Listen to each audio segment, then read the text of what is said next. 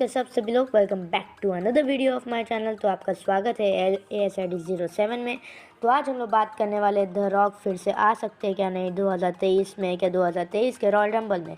तो आज हम लोग ये सब जानने वाले हैं। तो अगर आपको ये वीडियो अच्छा लगेगा तो प्लीज़ लाइक, सब्सक्राइब, शेयर और कमेंट ज़रूर कर देना। और आपको ये वीडियो में सब समझ में आएगा, पर आपको ये वीडियो अंत तक देखना पड़ेगा। तो let's start the video. So hey guys, कैसे आप सभी लोग, welcome back to another video of my channel. So guys, हम लोग बात करने वाले द रॉक फिर से आ सकते हैं क्या नहीं 2023 के साल में क्या नहीं। तो हम लोग आज बात करने वाले प्रेडिक्शन के बारे में, और 3 WWE सुपरस्टार्स जो हॉल ऑफ फेमर के हैं और जो बहुत पॉपुलर रेसलर भी है और जिनको प्रेडिक्शन के द्वारा लाया गया था।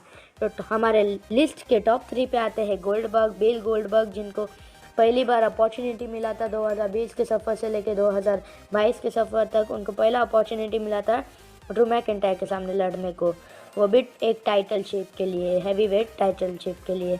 और तभी ड्रू मैकिंटायर वर्सेस गोल्डबर्ग हुआ और तभी ड्रू मैकिंटायर जीत गए। फिर उनको बहुत सारे अपॉर्चुनिटीज़ मिले। पर अभी हम मेन मुद्दे पे आते हैं। तो गोल्डबर्ग भी एक प्रेडिक्शन के द्वारा लाए गए थे, क्योंकि मैं भी उनका पर्सनल फेवरेट हूँ। मैं भी चाहता था कि गोल्डबर्ग WWE में आए फिर से और वो बैक हुए और सब लोग चौंक जाए। और बहुत सारे ऑडियंस भी चाहते थे, और ऐसे करोड़ों ऑडियंस है जो WWE के फ़ैन है और गोल्डबर्ग के भी फ़ैन है और बहुत सारे फैंस है। तो उन्होंने चाहा कि गोल्डबर्ग फिर से आने चाहिए, और WWE के पास ये खबर गई। और WWE जो कंपनी है वो नहीं चाहती थी कि अगर हम गोल्डबर्ग को नहीं लाएंगे तो ऑडियंस डिसअपॉइंट होके और WWE का जो रेटिंग है जो भी वो लॉस्ट में जा सकता है। तो उन्होंने गोल्डबर्ग को फिर से लाया और गोल्डबर्ग एक प्रेडिक्शन के द्वारा लाए गए थे। तो हमारे लिस्ट के नंबर 2 पे आते हैं ब्रॉक लेसनर, जो बीस्ट मोड उनको कहा जाता है। पर इस साल हम लोगों ने उनको देखा, इस साल नहीं, 2022 और 2021 और 2020 में तो नहीं आए थे, पर 2021 और 22 में हमने उनको काउबॉय के रूप में देखा, क्योंकि वो पहली बार रेसलमेनिया 2021 में आए रोमन रिंग्स के सामने, और उनको अपॉर्चुनिटी मिला था रोमन रिंग्स के सामने यूनिवर्सल चैम्पियनशिप के लिए हासिल करने का। और Roman rings versus Brock Lesnar हुआ था 2021 को पहली बार, और तभी ब्रॉक लेसनर को प्रेडिक्शन के द्वारा लाया गया था।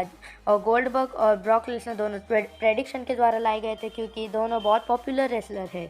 और दोनों बहुत पॉपुलर रेसलर के कारण बहुत सारे फैंस और ऑडियंस चाहते थे कि हम ब्रॉक लेसनर को भी देखना चाहते हैं। तो ब्रॉक लेसनर को भी लाया गया, और ब्रॉक लेसनर को लाया गया तो हर साल हम लोग एक लेजेंड को देखते हैं। तो एक साल हमने गोल्डबर्ग द लेजेंड को देखा, और फिर सेकेंड ईयर 2021 में हम लोगों ने लेजेंड को देखा, वो थे ब्रॉक लेसनर। और वो भी प्रेडिक्शन के द्वारा लाए गए थे, क्योंकि ऑडियंस चाहते थे कि हम लोग ब्रॉक लेसनर को देखें द बीस्ट मोड में। पर हम लोग उनको बीस्ट मोड पे तो नहीं देख पाए, पर काउबॉय मोड में ज़रूर देखा, और वो एकदम नया था ऑडियंस के लिए और सब लोग चौंक गए थे।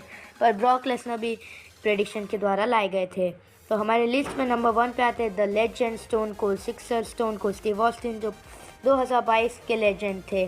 और हर साल एक लेजेंड आता है। तो 2020 में पहली बार गोल्डबर्ग आए थे ड्रू मैकिंटायर के सामने, 2021 में आए थे ब्रॉक लेसनर, 2022 में आए थे स्टोन कोल्ड स्टीव ऑस्टिन।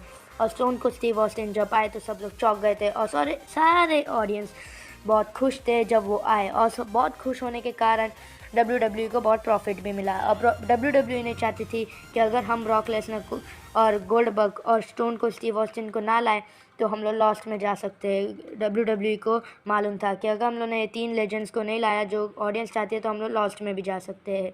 इसलिए गोल्डबर्ग और ब्रॉक लेसनर और स्टोन को स्टीव ऑस्टिन को एक ईयर में लाया गया, जैसे कि गोल्डबर्ग को 2020 में, ब्रॉक लेसनर को 2021 में और स्टोन को स्टीव ऑस्टिन को 2022 में लाया गया।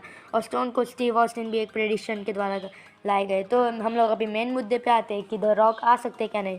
तो ये लोग प्रेडिक्शन के द्वारा लाए गए थे।